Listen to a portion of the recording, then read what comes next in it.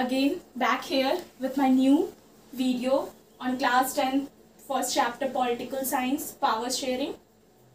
Then let us discuss about this chapter. और सबसे पहले मैं आपको बताना चाहती हूँ कि मेरा हैंडराइटिंग बोर्ड पे कुछ ज़्यादा क्लियर नहीं आ रहा है, इसलिए नोट्स जो है वो प्रोवाइड किया हुआ है आपको डिस्क्रिप्शन में. So please go and check it. आप लोगों को फुल डिस्क्राइब नोट मिल जाएगा which will surely help you.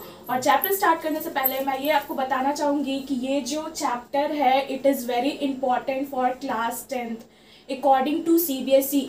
इस क्वेश्चन में बहुत इस जो चैप्टर है इससे बहुत ज़्यादा ही क्वेश्चन आते हैं, इसलिए please be careful and check the notes one time. चलिए ठीक है. Now let me start the chapter. Then before starting I will like to tell you what is power. Power होता क्या है, तो बस सिंपली आप इस बात को समझ जाइए कि पावर सत्ता को बोला जाता है.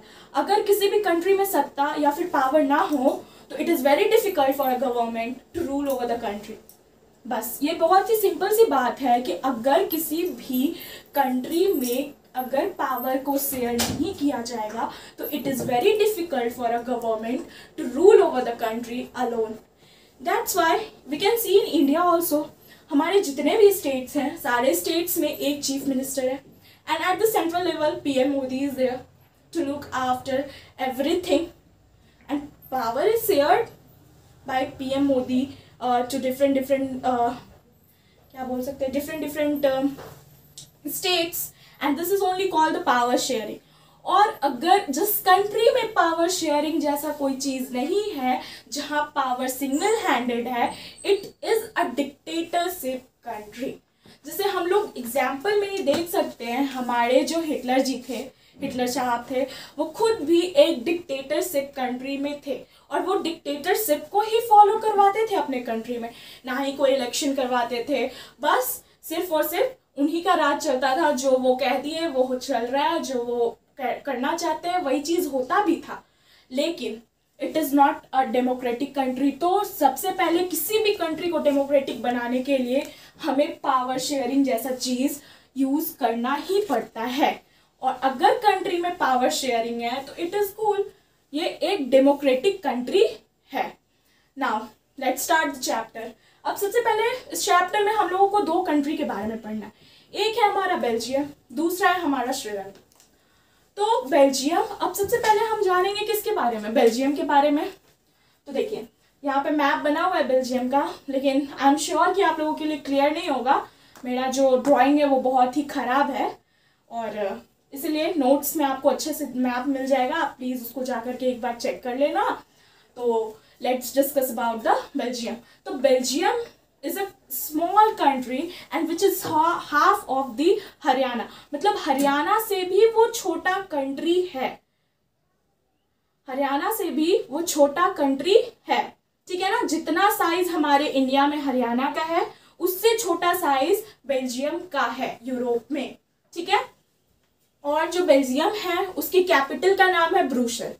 Belgium capital name is Brussels, ठीक है. उसके बाद इट शेयर वो बेल्जियम जो है वो अपना बाउंड्री फोर कंट्रीज के साथ शेयर करता है. सबसे पहला है हमारा फ्रांस, दूसरा है जर्मनी, तीसरा है हमारा नेदरलैंड और फोर्थ लग्जमबर्ग, ठीक है ना. तो ये 4 कंट्री के साथ हमारा जो बेल्जियम है वो अपना बाउंड्री शेयर करता है. इसका जो पॉपुलेशन है ना वो हमारे हरियाणा के हाफ पॉपुलेशन के इक्वल में आता है. Means over 1 crore is the population of Belgium and you can imagine कि अगर वो हाफ मतलब हरियाणा के हाफ पॉपुलेशन के इक्वल में आता है तो हमारे हरियाणा का लगभग 2 करोड़ के आसपास होगा कुछ. तो वही है कि हरियाणा से भी कम है उसका पॉपुलेशन. ऑफ कोर्स जिस कंट्री का साइज छोटा है हरियाणा से वहाँ पॉपुलेशन तो जाहिर सी बात है कि हरियाणा से कम ही होगा. You know how populated India is. Yes. तो फिर उसके बाद देयर वाज अ 3 कम्युनिटी. अब हम आ रहे हैं सबसे मेन टॉपिक पे कि यहाँ पे 3 कम्युनिटी था.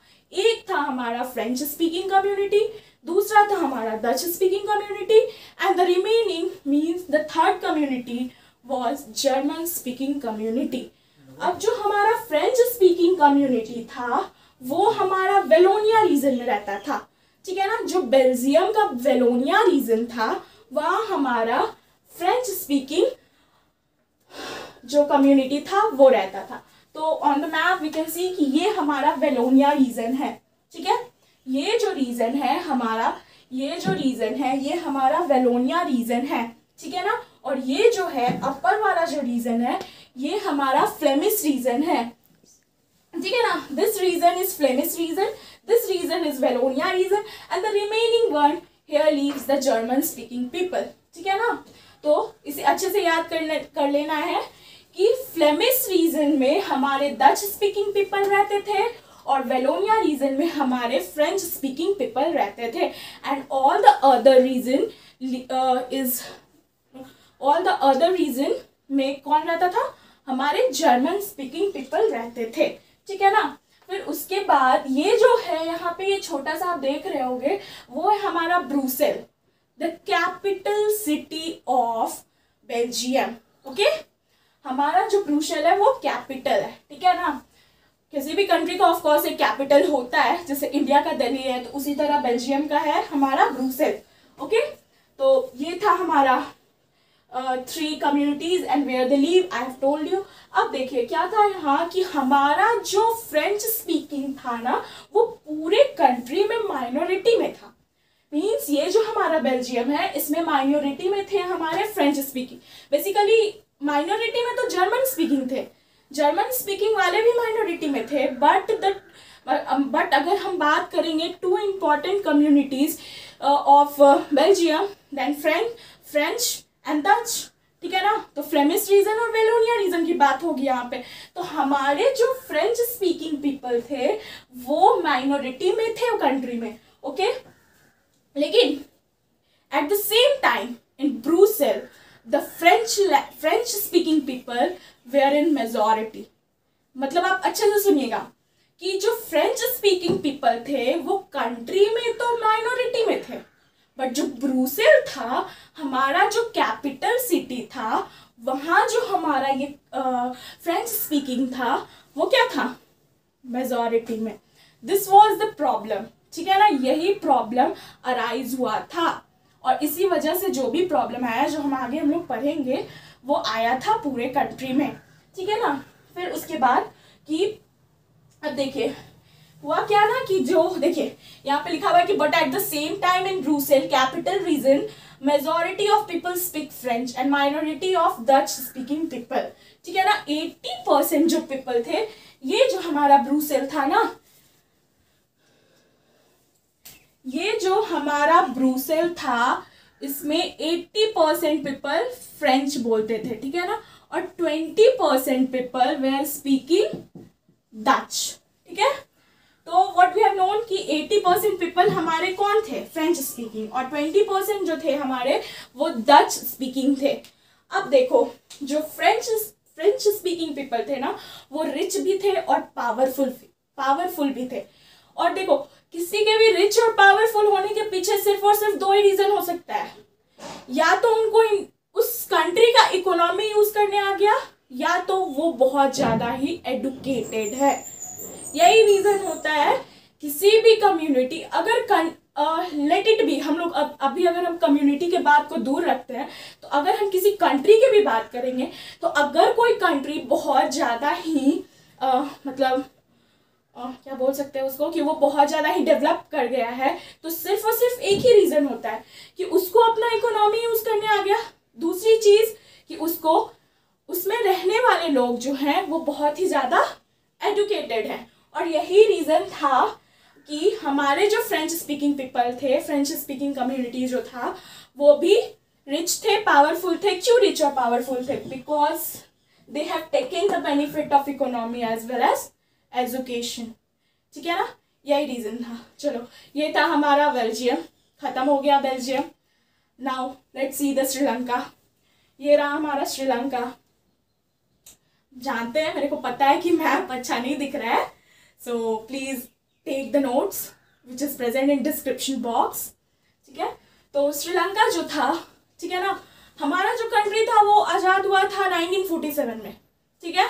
India was India gate independence in 1947 and ठीक एक साल के बाद मतलब नेक्स्ट ईयर 1948 में हमारे यस श्रीलंका को आइलैंड कंट्री को मिला था आज़ादी इन 1948, ठीक है ना। और यहाँ पे 2 मेजर कम्युनिटीज थे, एक थे हमारे सिन्हालास और दूसरे थे हमारे तमिल्स, ठीक है ना।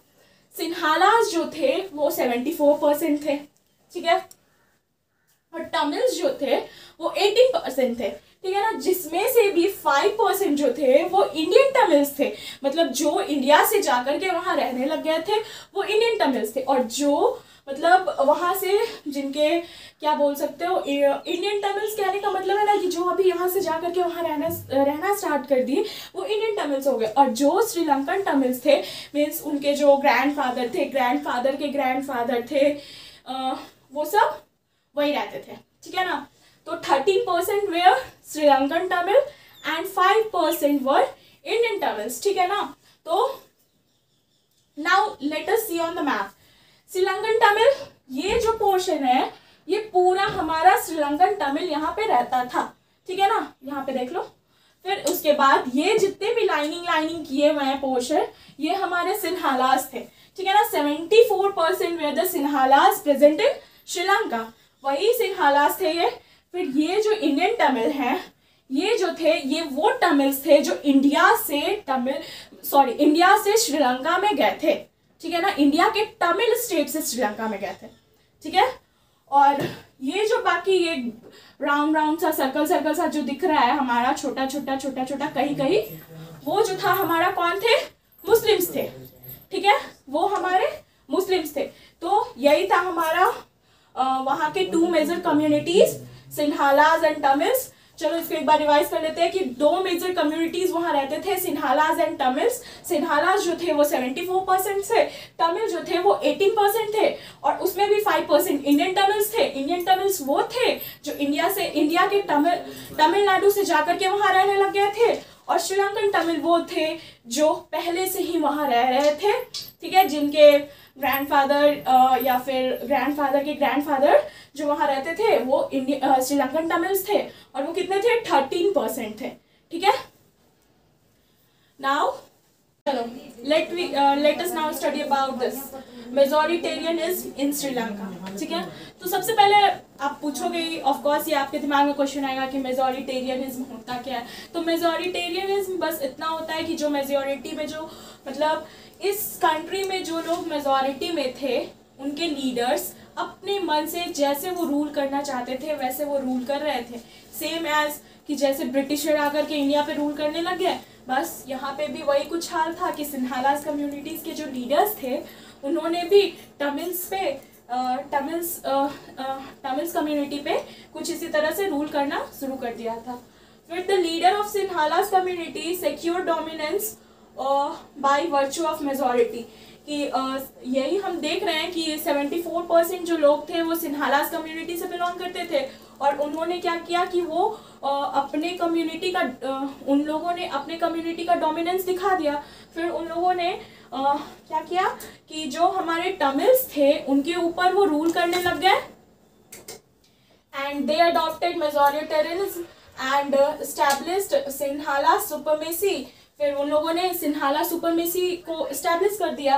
फिर क्या हुआ, कुछ समय के बाद इन 1956 द एक्ट वॉज पास्ड। उस वक्त उन्होंने एक एक्ट को पास किया जिस एक्ट में ये लिखा हुआ था कि जो हमारा कंट्री है वो सिन्हाला लैंग्वेज को ऑफिशियल लैंग्वेज मानेगा।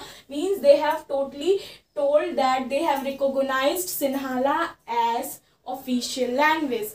तो ये तो भाई तमिल के साथ गलत हो गया कि अब जब सिन्हाला लैंग्वेज है वो अगर यहाँ पे ऑफिशियल लैंग्वेज बन गया तो ये तो उन लोगों के लिए प्रॉब्लम हो गया, क्योंकि उनको तो तमिल बोलना ही आता था।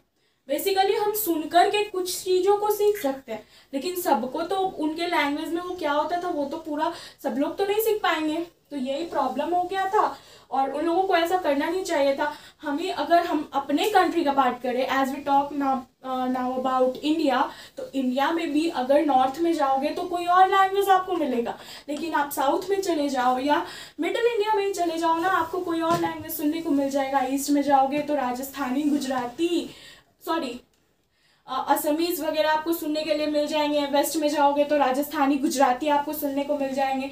नॉर्थ में जाओगे तो उन लोगों का कुछ अलग ही लैंग्वेज हो जाएगा।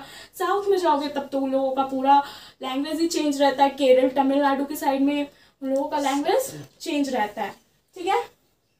तो दे हैव रिकॉग्नाइज, मतलब वो पूरे कंट्री में बोल दिए कि हमारा जो ऑफिशियल लैंग्वेज है वो सिन्हाला है।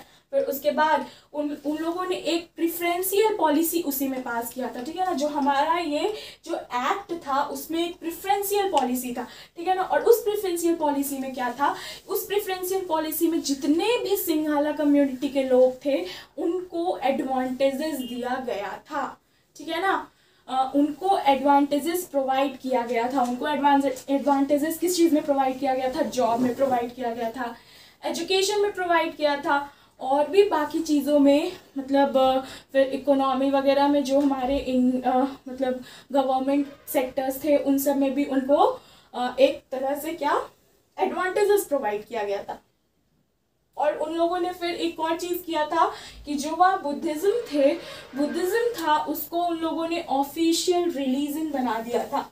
और क्या, बुद्धिज़्म को ऑफिशियल रिलीजन बना दिया था बाय अमेंडिंग द कॉन्स्टिट्यूशन में अमेंडमेंट करके उन लोगों ने ना टोटल 4 बार कॉन्स्टिट्यूशन में अमेंडमेंट किया था।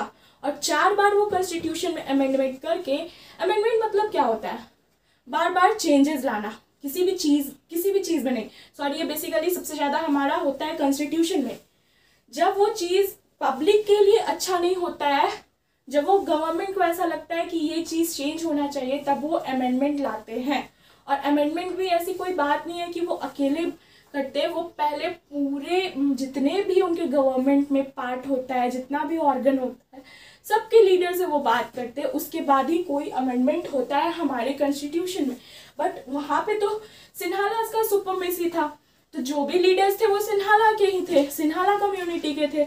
और अगर सिन्हाला कम्युनिटी के ही थे तो क्या पूछना, जैसा जो लीडर बोलेगा वैसा ही फिर हो जाएगा, जो सेंट्रल गवर्नमेंट था जो ऑर्डर दे देगा वो हो जाएगा। तो वही हुआ कि वहाँ जो गवर्नमेंट थे उन्होंने अमेंडमेंट लाया कॉन्स्टिट्यूशन में और बुद्धिज्म को कर दिया ऑफिशियल रिलीजन, ठीक है ना। और they have started showing supremacy, और जो भी तमिल्स थे उनके साथ मतलब उनको एडवांटेजेस नहीं दिया गया। उनको जॉब में, स्कूल वगैरह में बहुत ही प्रॉब्लम होता था, बच्चों को भेजना उसमें भी प्रॉब्लम होता था, क्योंकि वहाँ जो एजुकेशन होता था उसमें भी सिन्हाला लैंग्वेज के बारे में ही बताया जाता था, तमिल लैंग्वेज के बारे में नहीं बताया जाता था। तो कुछ वही हाल हो गया था जैसे हमारे ब्रिटिशर्स जब इंडिया में आए थे तो उन लोगों ने जिस तरह से हमारे ऊपर रूल करना शुरू किया था, तो ठीक यही वहाँ सिन्हालास लोग भी कर रहे थे, सिन्हालास के लीडर्स कर रहे थे। Then the Indian Tamil started forming. उसके बाद जो इंडियन तमिल थे उन्होंने अपने आप में एक ऑर्गेनाइजेशन तैयार किया। जो हमारे 18% तमिल्स थे उन्होंने एक साथ मिलकर के ऑर्गेनाइजेशन तैयार किया, और उस ऑर्गेनाइजेशन को LTTE ऑर्गेनाइजेशन कहते हैं, liberation tiger of Tamil Elms, ठीक है ना। ये उन्होंने फॉर्म किया और बोला कि जितने जो भी तमिल्स यहाँ पे रहते हैं और जिस रीजन में तमिल रहते हैं उन सबको तमिल एलम नाम देने के लिए बोला था उन लोगों ने। तो बट वो जो सिन्हालास थे वो तैयार नहीं हुए, और यही LTT ऑर्गेनाइजेशन उन्होंने फॉर्म किया। और इसके बाद and this organisation finally led to the civil war. अब यहाँ से वो सिविल वॉर करने के लिए तैयार हो गए कि अगर आप मेरी बातों को नहीं मानोगे, सही बात है, अगर सामने वाला आपकी बातों को सही से नहीं मान रहा है, आपका वो किसी तरह का ये मतलब किसी भी बात को सुनने से इनकार कर दे रहा है, तो फिर आपको अपने बात को रखने के लिए कोई दूसरा ऑप्शन देखना पड़ेगा। तो वही चीज़ यहाँ पे किए थे कौन, हमारे तमिल्स, इंडियन तमिल्स और श्रीलंकन तमिल मिलकर के ये काम किए थे, और उन्होंने LTTE फॉर्म किया, जिसके बाद finally this led to the then next point हमारा है कि Sri Lankan Tamil started struggle for recognising Tamil as a official language but they again and again denied. हाँ, तो मैंने आपसे बोला था कि जो श्रीलंकन तमिल्स थे, बेसिकली श्रीलंकन और इंडियन तमिल दोनों ही जो तमिल्स थे हमारे 18%, उन्होंने एक एलटीटी ऑर्गेनाइजेशन को फॉर्म किया और उस ऑर्गेनाइजेशन के थ्रू वो सिन्हालास के पास गए, सिन्हालास के लीडर्स के पास गए और उन्होंने उनसे मांग किया कि जो हमारा तमिल लैंग्वेज है उसे भी ऑफिशियल लैंग्वेज का दर्जा दिया जाए। बट बार बार इनके बोलने के बावजूद वो इस चीज़ से मानने को इनकार कर रहे थे और उन्होंने अगेन एंड अगेन इस चीज़ को डिनाई कर दिया। उन्होंने नहीं दिया तमिल को ऑफिशियल लैंग्वेजेस का दर्जा। फिर इन्होंने ये भी मांगा था कि जो इंडिपेंडेंट तमिल इलम है वो उसका फॉर्म हो ईस्टर्न और नॉर्दर्न पार्ट में, उनको एक अलग से मतलब तमिल एरिया बना करके तमिल एलम के नाम से दे दिया जाए, जिसमें वो लोग अपना काम करें और वहाँ पे उनका भी ऑफिशियल लैंग्वेज तमिल हो। बट दिस ये भी इग्नोर कर दिया उन्होंने। सुना बार बार उनके इग्नोरेंस को ये लोग बहुत ही अलग वे में लेने लग गए और किसी को, जाहिर सी बात है कि जब आप किसी से कुछ बोलोगे, बार बार बोलोगे और वहाँ पे आपके हक की बात होगी और जब आपके सामने वाला जो रहेगा वो इस चीज़ के लिए बार बार आपको डिनाई करेगा तो आपको भी गुस्सा आएगा। तमिल्स को भी गुस्सा आया और इन्होंने फिर जाकर के क्या सिविल वॉर किया। फिर सिविल वॉर किया तो क्या हुआ, सिविल वॉर में अब जब लड़ाई होने लग जाएगा और किसी भी कंट्री में अगर सिविल वॉर होता है तो सबसे पहले तो उसका इकोनॉमी ख़राब होता है। दूसरी बात कि वहाँ के पीपल जो रहते हैं वो बहुत ज़्यादा मारे जाते हैं। फिर उसके बाद यहाँ तक कि बहुत सारे पीपल को उन्होंने फोर्स किया रिफ्यूजीज तक बनने के लिए। फिर बहुत सारा लॉसेस हुआ कंट्री में, इकोनॉमिक लॉस हुआ, many of the people died, बहुत ज़्यादा गवर्नमेंट का भी लॉस हुआ वहाँ पे। तो यही हुआ था हमारे सिविल वॉर में। ठीक है, now let we will discuss about accommodation of power sharing. ये एकोमोडेशन कहाँ हुआ था? आपने तो देख लिया कि श्रीलंका में सिविल वॉर हो गई, तो अब एकोमोडेशन हमने बेल्जियम के बारे में पढ़ा था। मैंने आपको बोला भी था कि आगे के टॉपिक में हम बेल्जियम के बारे में और आगे डिस्कस करेंगे। तो हाँ, फिर एकोमोडेशन ऑफ पावर शेयरिंग हुआ हमारे बेल्जियम कंट्री में। वहाँ जो डच और जो फ्रेंच स्पीकिंग पीपल थे वो एक दूसरे के साथ मिलकर एकोमोडेट किए। उन्होंने फिर क्या किया, Belgium has amended their constitution 4 time between 1970 to 1993। मैंने आपको पहले ही बताया था कि जो बेल्जियम था वो अपने कॉन्स्टिट्यूशन को 4 टाइम अमेंड किया था। कब किया था? 1970 से लेकर के 1993 तक। फिर the accommodation was in the following manner. अब उन्होंने क्या क्या एकोमोडेट किया था हम ये जानेंगे। तो सबसे पहले, according to constitution number of Dutch speaking and the French speaking leaders will be equal in the central government. अब जो सेंट्रल गवर्नमेंट था वहाँ पे जो number of Dutch speaking people थे, number of Dutch speaking people जो थे equal to number of French speaking people था। मतलब ये कि जितने लीडर वहाँ डच स्पीकिंग कम्युनिटी के थे उतने ही लीडर वहाँ पे फ्रेंच स्पीकिंग कम्युनिटी के भी थे। फिर उसके बाद क्या हुआ कि single community can not make unilateral decision. अब जब सेंट्रल गवर्नमेंट दोनों ने मिलकर के फॉर्म किया था तो कोई भी डिसीजन कोई एक सिंगल कम्युनिटी नहीं ले सकता है। वहाँ पे कोई भी छोटा डिसीजन या बड़ा डिसीजन जो है वो अगर एक कम्युनिटी लेता है तो फिर तो ये कॉन्फ्लिक्ट हो सकता है। लेकिन वहाँ पे ये भी अमेंड किया गया था कॉन्स्टिट्यूशन में कि not a single community can take a unilateral decision. जब भी वहाँ पे डिसीजन होगा बाईलैटरल डिसीजन हो। बाईलैटरल मीन्स कि दोनों ही कम्युनिटी वहाँ पे इक्वली मतलब दोनों ही कम्युनिटी वहाँ पे जो उन लोगों के पास डिसाइड करने का जो राइट होगा वो इक्वल होगा।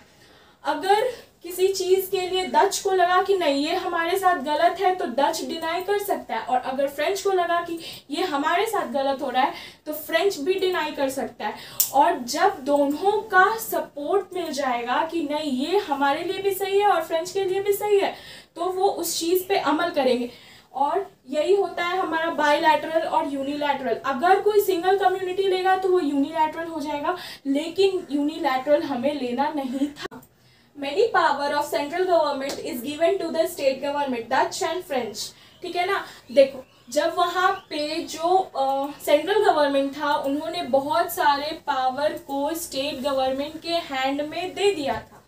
अब वहाँ के जो स्टेट गवर्नमेंट के जो लीडर थे वो अपने स्टेट में कोई भी एक्शन ले सकते थे, ठीक है ना। उसके बाद कि both the communities have equal representative.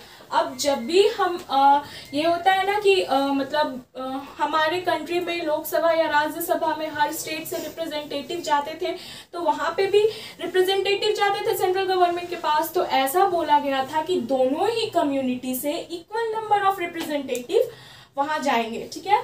फिर उसके बाद फिर उन दोनों के बीच में म्यूचुअल अंडरस्टैंडिंग हुआ था। यही चीज़ श्रीलंका में नहीं हुआ, और अगर श्रीलंका में भी म्यूचुअल अंडरस्टैंडिंग होता तो सिविल वॉर की कोई ज़रूरत ही नहीं थी। ना ही वहाँ बहुत सारे लोग मारे जाते, ना ही वहाँ इकोनॉमी में कोई इशू आता, ना ही गवर्नमेंट को सफ़र करना पड़ता। लेकिन उन लोगों ने म्यूचुअल अंडरस्टैंडिंग जैसा कोई चीज़ नहीं किया, या उन्होंने अपने कॉन्स्टिट्यूशन में तो अमेंडमेंट उन्होंने भी किया था, लेकिन उन्होंने अमेंडमेंट किया था गलत चीज़ को करने के लिए। वो अपना डोमिनेंसी को दिखाने के लिए वहाँ पे अमेंडमेंट किए थे। बट जो हमारा बेल्जियम है, इन्होंने अमेंडमेंट किया तो एकोमोडेशन करने के लिए किया था।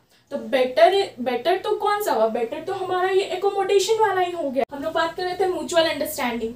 तो म्यूचुअल अंडरस्टैंडिंग में हुआ ये था कि Dutch accepted French in the central government and French accepted Dutch in capital city. जो डच थे वो कंट्री में मेजॉरिटी में थे, वहाँ उन्होंने फ्रेंच को एक्सेप्ट किया, और फ्रेंच जो थे वो ब्रुसेल में मेजॉरिटी में थे, तो वहाँ उन्होंने डच को एक्सेप्ट किया। एक बार और फिर अच्छे से सुन लो, इसमें बहुत ही कंफ्यूजन होगा, लेकिन फिर से अच्छे से सुनिए। यहाँ पे जो डच थे वो पूरे कंट्री में वो मेजॉरिटी में थे, इसीलिए उन्होंने फ्रेंच को एक्सेप्ट किया। और जो ब्रुसेल था हमारा कैपिटल सिटी, वहाँ हमारा जो डच था वो माइनॉरिटी में था, इसीलिए फ्रेंच ने डच को वहाँ एक्सेप्ट किया, ठीक है। तो दोनों जगह अपोजिट हुआ। जहाँ डच मेजॉरिटी में थे वहाँ उन्होंने फ्रेंच को एक्सेप्ट किया, और जहाँ फ्रेंच मेजॉरिटी में थे वहाँ उन्होंने डच को एक्सेप्ट किया, ठीक है। चलो अब लास्ट पॉइंट हमारा ये था कि कम्युनिटी गवर्नमेंट। तो कम्युनिटी गवर्नमेंट होता क्या है? कम्युनिटी गवर्नमेंट ना बेसिकली एक, अच्छा ठीक है, इस चीज़ को समझो आप। हमारा जो लोकल गवर्नमेंट होता है वो क्या करता है? हमारे कंट्री में जो हमारा लोकल गवर्नमेंट होता है वो लोगों के बीच में बैठकर किसी भी प्रॉब्लम का सॉल्यूशन निकालता है, और प्रॉब्लम को पता भी करता है कि आखिर लोग कौन से प्रॉब्लम को फेस कर रहे हैं, और जो प्रॉब्लम को लोग फेस करते हैं उस प्रॉब्लम को वो सेंट्रल गवर्नमेंट तक पहुंचाने की कोशिश करता है, ठीक है। कोशिश क्या, वो पहुंचाते भी हैं उस चीज़ को। तो वैसे ही यहाँ पे भी एक थे ये कम्युनिटी गवर्नमेंट, इनका भी वही काम था। This belong to the government this belong to those government who belong to the same community by language, culture and education, ठीक है ना। ये सेम ही कम्युनिटी से बिलोंग करते थे, इनका जो लैंग्वेज था, कल्चर था, एजुकेशन था, वो सब सेम था, ठीक है। अब हमारा नेक्स्ट टॉपिक है why should power be shared. तो मैंने सबसे स्टार्टिंग ही में ही बोल दिया था, मतलब चैप्टर के स्टार्टिंग में मैंने आपको बताया था कि जिस कंट्री में अगर पावर शेयरिंग नहीं होगा, उस कंट्री को हम डेमोक्रेटिक कंट्री कभी बोल ही नहीं सकते हैं। वो कंट्री फिर डिक्टेटरशिप में आ जाएगा। तो इट इज़ वेरी नेसेसरी कि अगर आपको अपने कंट्री को डेमोक्रेटिक कंट्री बनाना है, तो सबसे ज़रूरी बात है कि आपको उसमें पावर शेयरिंग करना होगा। तो अब हम देखते हैं ना कि क्यों ये पावर शेयरिंग को करना इतना ज़रूरी है। तो रीज़न ऑफ पावर शेयरिंग, ठीक है ना, तो उसका दो रीज़न है, एक प्रूडेंशियल रीज़न होता है और एक मोरल रीज़न होता है। प्रूडेंशियल रीज़न क्या होता है? प्रूडेंशियल रीज़न में जो होता है it is based on careful reason of gain and losses. Prudential reason जो होता है उसमें हम ये देखते हैं कि हमारे कंट्री में कौन सा ऐसा काम हो रहा है जिससे हमारे कंट्री को गेन हो रहा है, और अगर गेन हो रहा है तो उस चीज़ को वो और बढ़ावा देते हैं, ठीक है। और ये भी देखते हैं कि कौन सा ऐसा काम है जिससे हमारे कंट्री को लॉस हो रहा है, ठीक है। अब मान लो एकदम सिंपल से वे में समझो कि अगर आप एक आपका एक कोई मतलब आपने एक स्कूल खोला, ठीक है, और वहाँ पे जो आपके बच्चे हैं वो पढ़ने आ रहे हैं, अगर आपको वहाँ मतलब वहाँ आपको इतना भी इनकम नहीं हुआ कि आप अपने टीचर को पैसे कैसे दोगे, तो वो तो आपका जो स्कूल है वो बहुत ही लॉस में जा रहा है। एटलीस्ट आप इतना तो वहाँ अपना निकालोगे ना पैसा कि आप अपने टीचर्स को पैसे प्रोवाइड कर सको। अगर आपको ये नहीं मिल रहा है तो आप लॉस में जा रहे हो। तो ऐसा ही होता था हमारे प्रूडेंशियल रीजन में भी। अगर किसी चीज़ से वहाँ लॉस हो रहा है तो आप फिर वो स्कूल चलाना बंद करोगे या फिर वहाँ पे कुछ ऐसा इम्प्लीमेंट करोगे जिससे आपको प्रॉफिट होने लग जाएगा। तो पहले तो गवर्नमेंट यहाँ पे कुछ ना कुछ ऐसा आइडिया लाते हैं, कुछ ऐसा इनोवेशन करते हैं जिनसे उनको प्रॉफिट होने लग जाए। बट अगर ये फिर भी नहीं हो पाता है तो फिर वो उस चीज़ को ही हटा देते। जैसे जब कोई एक प्रोड्यूसर रहता है वो किसी फार्म को खोलता है, तो जब फार्म को खोलता है तो उसमें वो मशीनरी वगैरह में बहुत पैसा लगाता है, और अगर उसको उस चीज़ से प्रॉफिट नहीं मिलता है तो वो लास्ट में क्या करता है, या तो वो फिर से पैसा लगा करके कुछ ऐसा इम्प्लीमेंट करता है या कुछ ऐसा मशीनरी लाता है जिससे उसका प्रोडक्शन बढ़ जाता है, और अगर उसका प्रोडक्शन नहीं बढ़ता है तो वो लास्ट में फिर उस फार्म को क्लोज कर देता है, फिर उसमें काम नहीं करता है, क्योंकि कोई भी नहीं चाहेगा कि मुझे लॉस हो। तो यही हमारे मतलब यही होता था हमारे कंट्री में अगर पावर शेयरिंग होता है तब। और दूसरा मोरल रीजन है कि individual try to determine between the right and the logic. हाँ, मोरल रीजन ये होता है ना कि देखो आप ये तो देख रहे हो कि राइट हो रहा है, लेकिन एक किसी भी चीज़ को अगर गवर्नमेंट कर रहा है तो वो सही तो कर रहा है, लेकिन क्या जो जिस लॉजिक से वो काम कर रहे हैं वो सही है या नहीं, यही हर एक इंडिविजुअल देखता है इस चीज़ को। यही हमारा मोरल रीजन में आता है। तो this is the reason why power should be shared, ठीक है ना। और यही जो एक बात और, जो इंडिविजुअल जो रहते हैं इस चीज़ को देखते हैं, अगर उनको लगता है कि गवर्नमेंट का लॉजिक गलत है तो वो इस बात को भी गवर्नमेंट तक पहुंचाने का कोशिश करते हैं। इसीलिए power sharing is very necessary, ठीक है। अब हमारा नेक्स्ट टॉपिक है कि what are the objective of power sharing. तो पावर शेयरिंग का क्या क्या ऑब्जेक्टिव है? It help in division of power at 3 level. सबसे पहले तो कि ये हेल्प करता है हमारे पावर को 3 लेवल पे डिवाइड करने में। सबसे पहला लेवल कौन सा होता है? तो लोकल होता है, दूसरा तो स्टेट, तीसरा तो सेंट्रल। अब लोकल सबसे नीचे आता है, फिर उसके बाद स्टेट आता है, फिर उसके बाद कौन आता है? उसके बाद सेंट्रल गवर्नमेंट आता है, ठीक है ना। उसके बाद providing social and economic justice to people. अब providing social and economic justice to people, तो अगर आपके कंट्री में डेमोक्रेसी है तभी तो आप प्रोवाइड करोगे ना। अगर डिक्टेटरशिप है तो फिर तो वो डिक्टेटरशिप चल रहा है। अगर उसके कम्युनिटी के लोग होंगे तो वो ऑफ कोर्स अपने कम्युनिटी के लोग को बचाएगा या फिर अपने पार्टी के लोग को बचाएगा, बाकी सबके साथ उसका कोई मतलब नहीं है। लेकिन जिस कंट्री में पावर शेयरिंग होता है, इट मीन्स कि जो कंट्री डेमोक्रेटिक होता है वहाँ पे चाहे वो इंडिविजुअल किसी भी पार्टी से बिलोंग करता है, अगर he is right then he will get the justice, he is wrong he will get the punishment.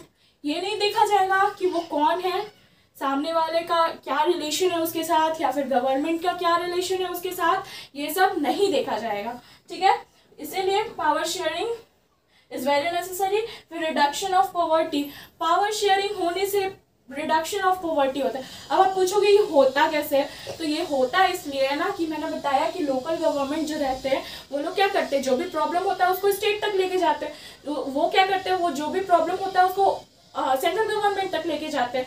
तो ये रिडक्शन ऑफ पॉवर्टी होता है क्योंकि लोकल गवर्नमेंट देखता है कि कहाँ कहाँ पॉवर्टी की वजह से कितना इशू हो रहा है, और उस जगह वो फिर जा करके वो स्टेट के पास पहुँचाता है कि स्टेट के इस पार्ट में पॉवर्टी की वजह से इतने लोगों को बहुत ज़्यादा प्रॉब्लम हो रही है। फिर वो स्टेट गवर्नमेंट जो रहता है वो उस चीज़ को सेंट्रल गवर्नमेंट के पास पहुंचाता है, और सेंट्रल गवर्नमेंट फिर क्या करता है, उस चीज़ पे वर्कआउट करता है। अगर वो स्टेट हैंडल करने लायक होता है तो स्टेट अपने तक ही वो हैंडल कर लेता है, लेकिन वो बहुत ज़्यादा इमेंस लेवल पे हो जाता है तब फिर इसको देखते हैं हमारे जो सेंट्रल गवर्नमेंट रहते हैं वो, और फिर इसका सोल्यूशन निकालते हैं, ठीक है। फिर socially disadvantages group are allowed to share power in the society. अब देखिए, अब जो सोशली बैकवर्ड बैकवर्ड कास्ट के लोग रहते हैं हमारे सोसाइटी में, या फिर डिसएडवांटेजेस ग्रुप जो होता है जिसको मतलब कोई भी एडवांटेज नहीं मिल पाता है, अब वो लोग भी, अब आप इंडिया में ही देख लो ना कि जितने भी सोशली डिसएडवांटेज ग्रुप भी होते हैं ना, उनसे भी कोई ना कोई रिप्रेजेंटेटिव ज़रूर रहता है हमारे सेंट्रल गवर्नमेंट में। तो आखिर वो अगर डिसएडवांटेजेस ग्रुप में से आते हैं बट वो पावर शेयर करने में हेल्प तो कर रहे हैं, बट वो अपना एक पॉइंट ऑफ व्यू रख रहे हैं ना, वो मांग रहे हैं गवर्नमेंट से हेल्प की भाई हम लोगों को यहाँ पे डिसएडवांटेज मिला है, इस जगह पे हमें एडवांटेज मिलना चाहिए, तो वो भी तो अपना पॉइंट ऑफ व्यू रख रहे हैं। इसीलिए बोला गया है कि ऑब्जेक्टिव ऑफ पावर शेयरिंग में कि मतलब पावर अगर शेयर होता है तभी कंट्री का स्मूथली चलना अनिवार्य है, वरना फिर वो बहुत प्रॉब्लम आता है किसी भी कंट्री को फ्लो करना। जो डिक्टेटरशिप कंट्री होते हैं वहाँ पे अगर हो रहा है डेवलपमेंट तो गुड, ठीक है, डिक्टेटरशिप कंट्री में भी डेवलपमेंट हो रहा है, बट ना एक पॉइंट ऐसा आता है जब डिक्टेटरशिप कंट्री में डेवलपमेंट रुक जाता है, और यही जो हमारे डेमोक्रेटिक कंट्री रहता है वहाँ पे ये चीज़ कंटिन्यू रहता है। कभी अप डाउन ग्राफ जरूर होता है बट ये हमेशा ही कंटिन्यू होते चला जाता है, ठीक है। अब हमारा नेक्स्ट टॉपिक है फॉर्म्स ऑफ पावर शेयरिंग। तो पावर शेयरिंग के भी डिफरेंट फॉर्म होते हैं, जिसमें सबसे पहले होता है कि power is shared among different organ of government. अब पावर जो है वो डिफरेंट ऑर्गन ऑफ गवर्नमेंट के पास पहले शेयर होता है, ठीक है, उसके बाद power is shared among different level. अब ये जो डिफरेंट ऑर्गन ऑफ गवर्नमेंट जो होता है ना, इसको हम लोग हॉरिजेंटल फॉर्म भी बोलते हैं, ठीक है, horizontal form of power sharing भी बोलते हैं। और ये जो power shared among different level होता है इसको हम लोग vertical form of power sharing भी बोलते हैं। उसके बाद थर्ड पॉइंट हमारा आता है कि power is shared among different social groups. तो पावर जो है वो डिफरेंट सोशल ग्रुप, रिलीजियस या कल्चरल ग्रुप जो डिवीजन उस पर होता है ना, उसको हम लोग बोलते हैं सोशल ग्रुप, ठीक है। उसके बाद power is shared to the political parties, pressure groups and movements. अब जो पावर रहता है वो डिफरेंट पॉलिटिकल पार्टी को भी डिस्ट्रीब्यूट किया जाता है फॉर द बेटरमेंट, ठीक है। उसके बाद हमारा लास्ट आता है हॉरिजेंटल फॉर्म। तो देखो हॉरिजेंटल फॉर्म हम लोग किसको बोलते हैं, हॉरिजेंटल फॉर्म में आते हैं हमारे organs of government. Organs of government and level of government दो डिफरेंट चीज होता है। जो हमारा ऑर्गन ऑफ गवर्नमेंट आता है उसमें हमारे आते हैं लेजिस्लेचर, एग्जीक्यूटिव एंड जुडिशियरी, ठीक है। तो लेजिस्लेचर जो होते हैं ना वो क्या करते हैं, वो लॉ को बनाते हैं। एग्जीक्यूटिव जो होते हैं वो लॉ को इम्प्लीमेंट करते हैं, लागू करते हैं, ठीक है। और जो हमारा जुडिशियरी होता है वो ये देखता है कि कोई हमारे लॉ को वायलेट तो नहीं कर रहा है, और अगर वो वायलेट कर रहा है तो उसको फिर पनिशमेंट भी देते हैं, ठीक है। फिर आओ हम लोग अब पढ़ेंगे vertical form of central government, sorry vertical form of power sharing. तो उसमें सबसे ऊपर लेवल पे कौन आता है, सबसे हाई लेवल पे आते हैं हमारे सेंट्रल गवर्नमेंट, जिसमें लोकसभा राज्यसभा होता है वो। और फिर सेकंड में आते हैं हमारे स्टेट गवर्नमेंट, जिसमें विधानसभा होता है, फिर विधान परिषद होता है, और फिर लोकल सेल्फ गवर्नमेंट आते हैं जिसमें म्युनिसिपल होता है और पंचायत होता है।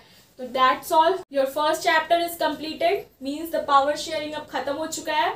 तो प्लीज़ आप लोग डिस्क्रिप्शन बॉक्स में नोट्स देख लीजिए, आप लोगों को मिल जाएगा, फुल डिस्क्राइब नोट्स है। इट विल श्योरली हेल्प, क्योंकि ये जो बोर्ड पे लिखा हुआ है बहुत ज़्यादा मेसी है, तो इसमें शायद आपको समझने में थोड़ा प्रॉब्लम हो, इसलिए प्लीज़ प्रिफर द डिस्क्रिप्शन।